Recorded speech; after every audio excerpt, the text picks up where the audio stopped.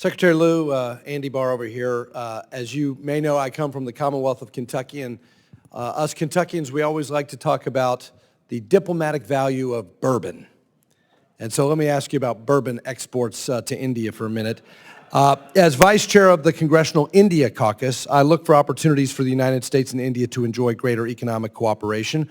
One hurdle to greater cooperation, however, is India's 150% tariff rate on imported spirits, particularly Kentucky bourbon. Have you worked with the Indian government or the USTR to address Indian tariff rates? Representative, I love that question. I happen to be the Deputy Chief of Mission, the number 2 in the embassy, about 12 years ago, and then Agriculture Secretary Vilsack, who is still Agriculture Secretary today, came out specifically to talk about tariffs on things like bourbon.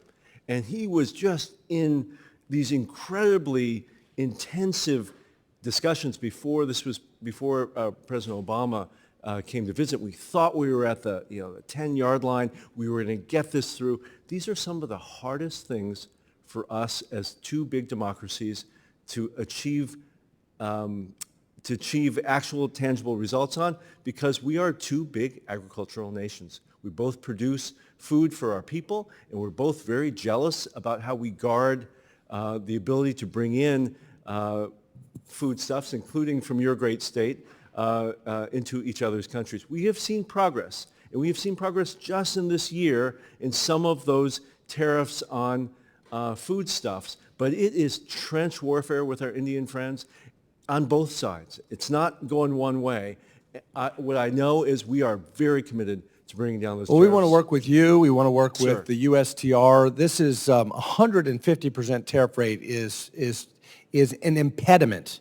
And I say this with great fondness to our Indian friends. It is an impediment to our friendship, our alliance. Economic integration should be a priority as much as the strategic cooperation we're having with the Quad, and as much as we want to decrease India's dependence on Russian energy, Russian weapons systems.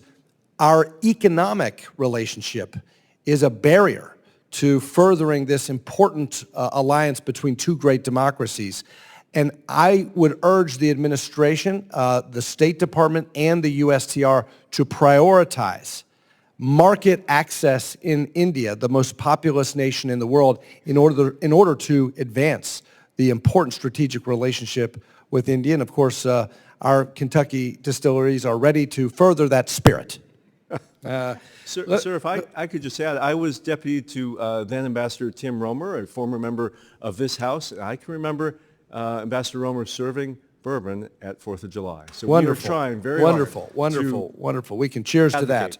We can cheers to that. Assistant Secretary Lew, let me ask you about Russian oil. India pays some of the highest prices for Russian oil since the G7 price cap was imposed, providing a boost to Moscow's revenues despite efforts by Western nations to curb the producer's income and funding for the Ukraine war. India has over 1 billion for people with vast energy needs. Do you think the Biden administration's pause on LNG exports helped or hurt the United States' opportunity to diversify energy sources for India and to help India reduce its dependence on Russian energy? A very complicated question. Let me try very quickly to answer. India does import lots of Russian crude right now, and they have since the Ukraine war started. What we all know, is that crude was going to go somewhere. What we did in the G7 is to say the people who consume that crude should consume it at the lowest possible price. So a price cap of $60 a barrel was put in place.